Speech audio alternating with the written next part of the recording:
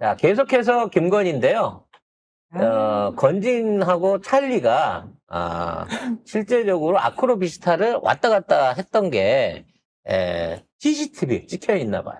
야, 진짜 특검 다양하게 조사하고 있습니다. 아크로비스타 CCTV를 확인을 했다는 거예요. 네. 근데 이게 통일교 그쪽하고 선물 주고 얘기하고 있을 때면 벌써 1년 전이거든요. 어떻게 남아 있었지 이게? 참 희한하네. 예. 자, 전성배의 심부름꾼으로 알려진 찰리. 네. 찰리의 차량이 2022년 6월 말부터 7월 말 사이에 약 한 달 동안 최소 3차례의 아크로비스타에 드나든 기록이 확인이 됐다고 합니다. 이건 뭐라고 이해해야 될까요? 배달이라고 이해해야죠. 배달이지. 심부름. 그러니까 배달. 네. 물건을 갖고 왔을 가능성이 높은 방문이었다고 봐집니다.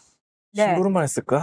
아무튼. 네. 자, 그리고 전성배 차량 같은 경우에는 국민의힘 대선 후보 경선이 진행되던 2021년 10월 말부터 윤석열이 대통령이 된 뒤 임기 중이던 2023년 2월 초 사이에 최소 5차례가 아크로비스타에 드나들었던 기록이 확인이 됐습니다.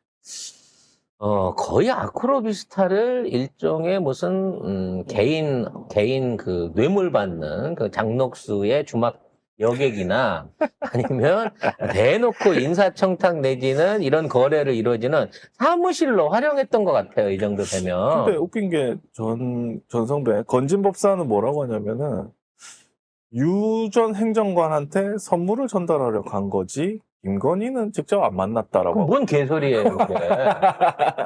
물론 아니 김건희한테 갈 거를 유 행정관한테 준 거 아니야? 최재형 목사 뭐야? 어떤 행적을 그러면 생각해 보면 건진법사하고 유경옥하고 서로 선물 주고받는 사이였다는 거예요? 에이, 그건 아니고, 얼마나 또 우리 건진 법사님 눈 높은데, 늘 얘기하잖아, 미스 코리아만 만난다고. 근데 이게, 결과적으로는, 위에는 개들 많으니까 시끄러워서 이 손님 모시기 그래서, 아크로비스타, 지하에 있잖아. 주차장에 차 대고 들어오면, 거기에서 1차적으로 터미널처럼, 만남의 광장처럼, 이런 것들을 분리를 했었던 것 같아요. 그러니까 코바나 컨텐츠 사무실. 그렇죠. 그래서 코바나 컨텐츠 사무실이 집보다 크다고 그러더라고. 면적이 적은 게 아니래요. 그러니까 그래서 집이 좁아서 코바나 컨텐츠 사무실에 가 있는다면서요. 그러니까 왜 집도 있는데 그거를 그렇게 큰 걸 얻었을까? 굉장히 큰 거예요. 60평형 이상을 얻었다는 얘기냐. 집보다 크니까. 그럼 그런 큰 사무실이 왜 필요했겠냐는 거야. 지가 무슨 뭐 대놓고 큰 사업을 하는 것도 아니고 상주하는 직원도 2~3명밖에 안 됐는데 그런데도 불구하고 그렇게 큰 사무실을 썼다는 얘기는 이게 창고의 용도가 크지 않았나라는 생각을 해봐요. 김건희가 이와 같은 뇌물이라든지 선물이라든지 뭐 각종 물건, 비밀 서류 등을 보관하고 관리하는 장소로 아크로비스타가 실제로 필요했다. 위에 집에다 두는 것보다는 아크로비스타에서 그 모든 게 이루어졌을 가능성이 크다라고 봐진다는 거죠.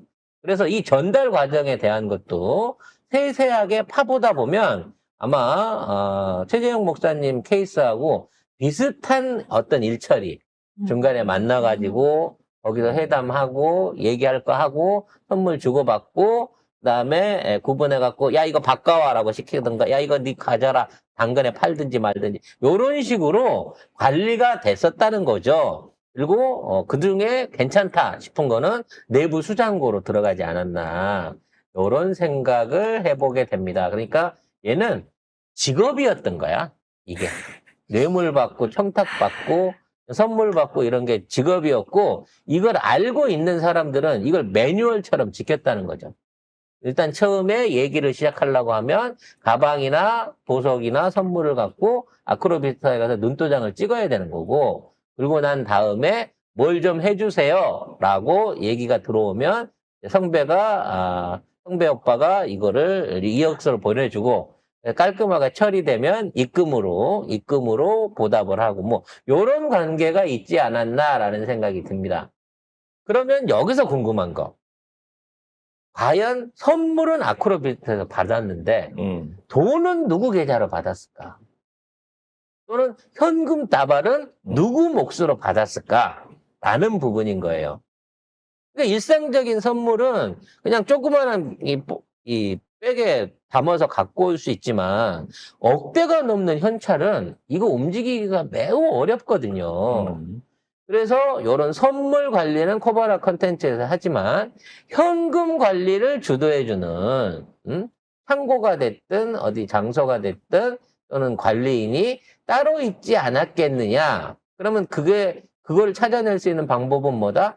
애초에 평상시에 현금이 가장 많이 발견된 곳이 그 장소일 가능성이 높다라고 친다는 거죠.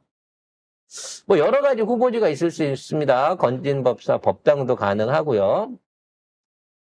이상민이 집에서 발견된 현찰도 그런 종류로 의심해 볼 수 있는 겁니다. 김혜성 전셋집을 통해 갖고도 그런 현금이 흘러 들어갔을 가능성이 있습니다. 직접 코바나 콘텐츠에서 현금은 안 받는. 안 받는 거죠. 보는 눈도 있고 경비원도 있고 일단 이런 기록이 남으니까 선물 정도만 받고 나중에 본 현찰은 다른 방식으로 또는 다른 어떤 계좌를 통해서 받지 않았나 싶은 생각이 듭니다.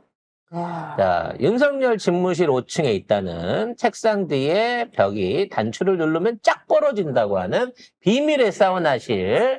네. 저는 아니고 문희정 아나운서는 사우나는 남자보다 여자가 더 많이 쓴다라고 의혹을 주장하셨던 그 사우나실에 대해서 그 사우나실이 있다 없다가 전에는 이슈였잖아요. 이제는 있는 건 기본이고 공사 거래를 현찰로 하자고 경호처가 얘기했다. 깡을 제안했다. 네. 자, 현찰깡 이게 뭐야? 2022년 12월 초에 용산 대통령실 본관 5층에 집무실과 연결된 샤워장을 개조해서 사우나, 그것도 건식 사우나라고 합니다. 그 사우나 안에 심지어 커다란 TV까지 설치가 되라고 하는데요.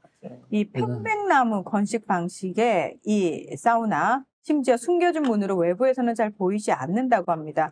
이제 이 전문 업체가 이걸 견적을 내보니까 4,500만 원이었던 거예요. 근데 김용현 경호처장이 업체한테 야, 현금 3천만 원 현금으로 줄 테니까 싸게 해줘. 니들 그렇게 하는 거 있잖아.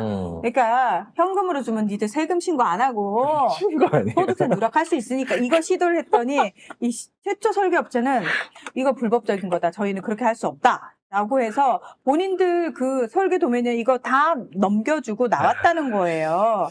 그래서 최악이다, 최악 진짜. 경호처가 21g한테 맡기려고 그랬는데 그 당시가 한창 코바나 컨텐츠 전시 협찬 이력으로 21g이 또 공격을 받고 있을 때였대요. 그래서 다른 업체가 공사를 완료를 했다고 합니다. 그 업체를 이제 찾아갖고 얼마를 받았는지 진행을 할 건지 그걸 봐야 되는데 김용현이 참 현금 근데 3천 줄 테니까. 한때 나이아가라 목욕탕을 인수했었던 사우나 전문가라서 볼 때 3천만 원은 택도 없는 가격입니다.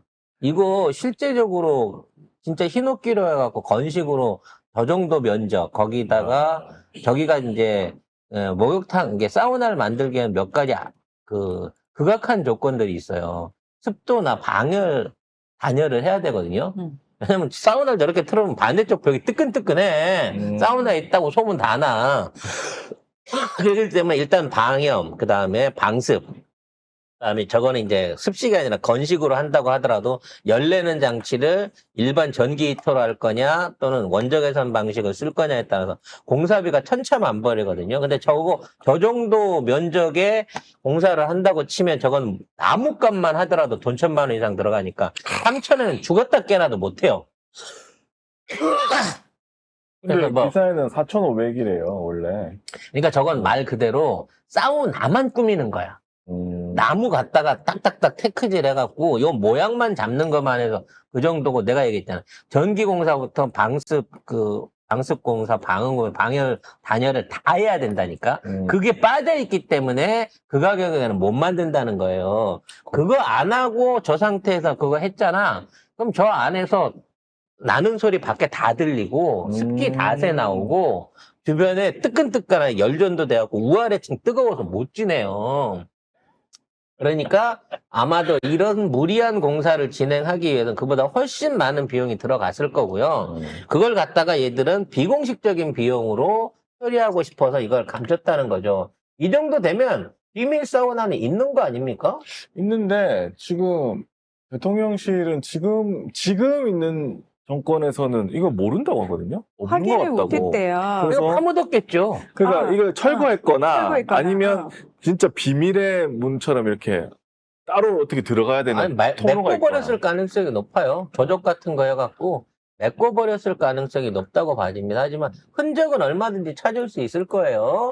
자, 이것도 감사를 해봐야 아니, 되는 게 근데 아닌가라는 생각이 듭니다. 대통령실에서 사우나를 하는 것도 진짜 어처구니가 없는 일 아닙니까? 근데 사우나를 해야 될 만큼 절박한 상황이 있는 거지. 무슨 절박한 상황이 있어요. 그냥 밤 6시만 넘으면 붓기가 막 올라오는 거야.